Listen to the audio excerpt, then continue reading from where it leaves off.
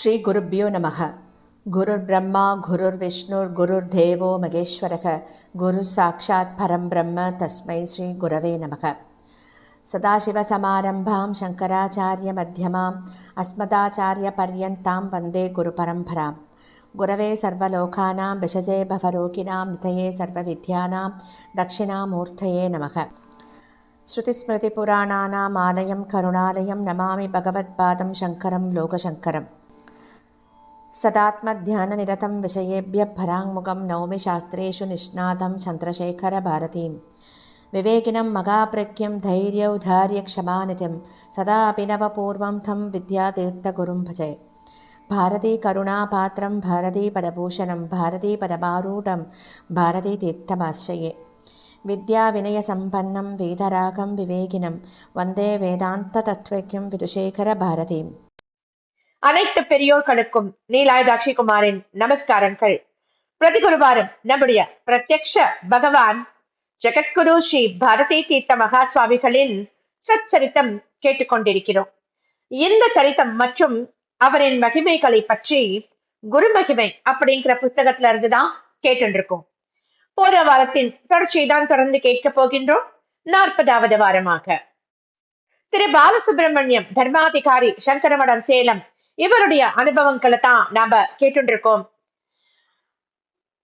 1992 ஆச்சாரியால் சேலம் விஜயம் பண்ணியிருந்த போது கருணை கூர்ந்து பாலசுப்ரமணியம் அவர்களுடைய கிரகத்துக்கு ஆச்சாரியால் எழுந்தருளினார். அப்போ ஆச்சாரியாளுக்கு பூரண கும்பம் கொடுப்பதிலிருந்து கடைசி வரைக்கும் அவருடைய கேமரால அவர் பதிவு பண்ணியிருக்கார். ஆனா அவர் ஆச்சாரியால கொண்டு திரும்ப மடத்துல விட்டுட்டு வந்த போது அவருடைய உதவியாளர் அந்த கேமரா மூடவே முடியல அப்படிங்கிற ஒரு இதோட அவர் கையில கொடுக்கிறார். கேமராவை இவர் பரிசோதனை பண்ணி பார்க்கிறார். அதுல இருந்து ஒரு குட்டியான ஒரு பின், அதாவது அரிசியோட அளவுதான் இருக்கிற அதை விட குட்டின்னு கூட சொல்லலாமா, அந்த அளவு இருக்கிற ஒரு பின்ன கழண்டு எங்கேயோ விழுந்திருக்கு. எங்கன்னு இனிமே அதை தேட முடியாது. ஏன்னா ஆத்துக்கு அன்னைக்கு நிறைய பேர் வந்திருக்கா. அதுவும் ஒரு சின்ன அளவுல அரிசி அளவுல இருக்கிற ஒரு பின் அதை போய் இனிமே எப்படி தேட முடியும்? சரி, இனிமே இதை உபயோகப்படுத்த முடியாது அப்படின்னு மனசுல வருத்தப்பட்டு ஆச்சாரியாள்கிட்ட அவர் பிரார்த்தனை பண்ணிக்கிறார். அதோட நம்ம போன வாரம் முடிச்சிருந்தோம். அவர் என்ன பிரார்த்தனை பண்ணிக்கிறார்னா, இது என்ன சோதனை குருநாதா, இது எல்லாம் உங்க விளையாட்டா? அப்படி உங்க விளையாட்டுனா நீங்க தான் இதுக்கு ஏதாவது மாற்று ஏற்பாடு பண்ணணும் அப்படின்னு ஆச்சாரியால் மேல பாரத்தை போட்டுட்டு அவர் தூங்கிட்டார். கார்த்தால எழுந்து அவரோட ஆபீஸ் அறையில ஆச்சாரியால் கொடுத்திருந்தா இல்லையா மந்திராட்சரு பழம் அதெல்லாம் கொடுத்திருந்தா இல்லையா, அதெல்லாம் பந்தோபஸ்து பண்ணி வைக்க சொல்லிட்டு தானே அவர் கிளம்பி இருந்தார்.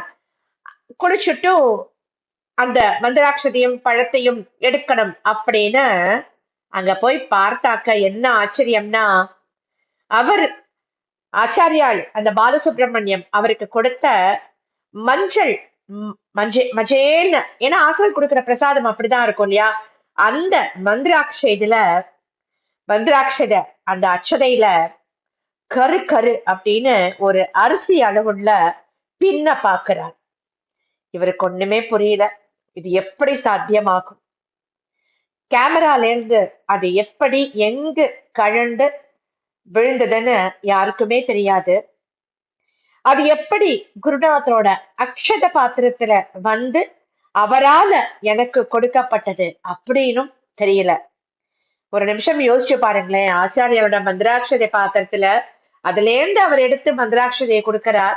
அந்த மந்திராட்சத பாத்திரத்துக்குள்ள அந்த அந்த ஸ்க்ரூ இருந்திருந்தாதான் அது இவர் கையில விழுந்திருக்கும். அது எப்படி அவருடைய ஆச்சாரோட மந்திராட்சத பாத்திரத்துக்குள்ள அந்த ஸ்க்ரூ போயிருக்கும்? கொஞ்சம் யோசிச்சு பாருங்களேன். இது பிரத்யட்சமா ஆச்சாரியால் அவருக்கு கொடுத்த அனுகிரகம் இல்லையாது. அவருக்கு ஒண்ணுமே புரியல, என்னன்னே ஒண்ணும் புரியல அவருக்கு. நமக்கே இது கேட்கும் போது இத்தனை ஆனந்தமா இருக்கு அப்படின்னா அந்த சமயத்துல அவருக்கு எப்படி இருந்திருக்கும் கொஞ்சம் யோசிச்சு பாருங்களேன், இல்லையா? ஆனா ஆச்சாரியால் அவருக்கு மந்திராட்சதை கொடுக்கிறார் இல்லையா, அந்த மந்திராட்சதை கொடுக்கும் போது அவர் கையில தானே வாங்கிக்கிறார்.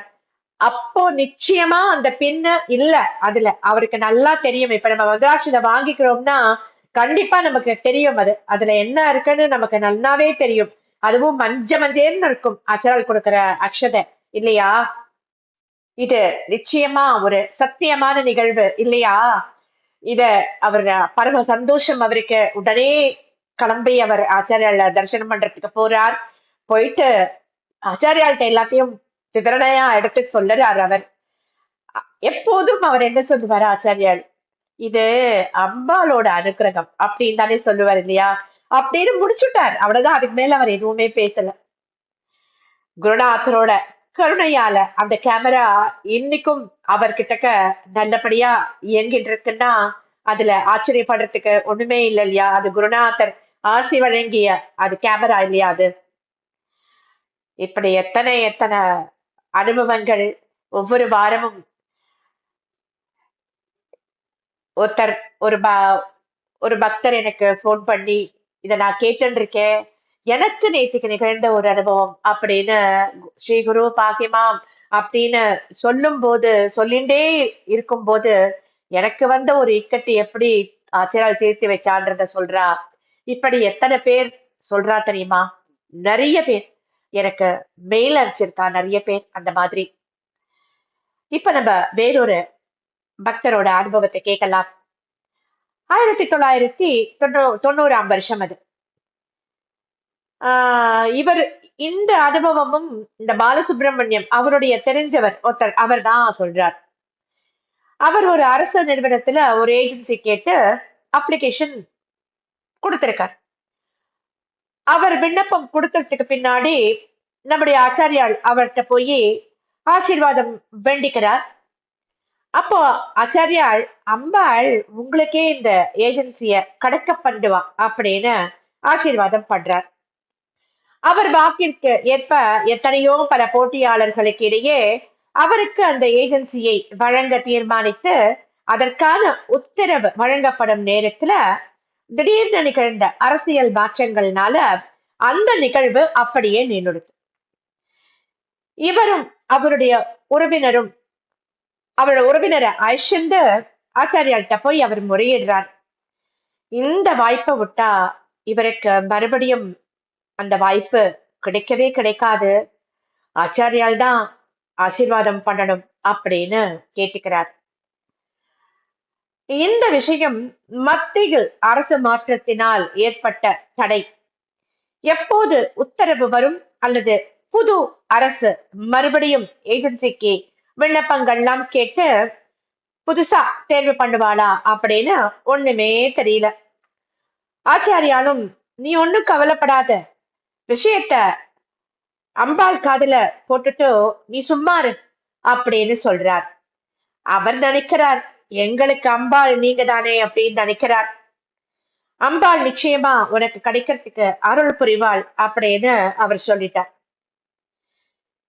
இப்படிப்பட்ட சத்குருவின் குருவருள் இருந்தும் இந்த சோதனையை அனுபவிப்பது நம்முடைய பிராரப்தம் அப்படின்னு விதியை நொந்துண்ட சத்குரு ஸ்மரணையிலேயே இருக்கார் அந்த மனுஷன்.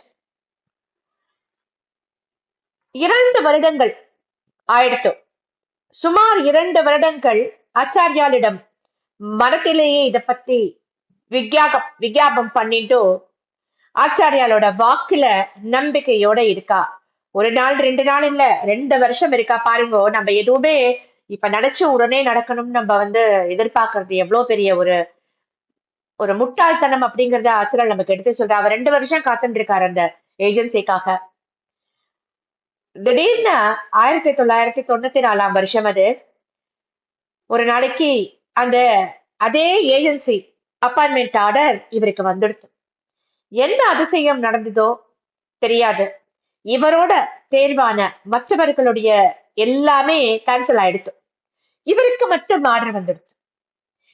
இது அந்த நிறுவனத்தை சேர்ந்த வாழ்க்கை அப்படி ஒரு ஆச்சரியமான ஒரு விஷயம். உடனே ஆச்சாரியால்கிட்ட ஓடுறா. ஆச்சாரியால்கிட்ட ஓடி போய் அப்பாயின்மெண்ட் ஆர்டரை காமிக்கிறா.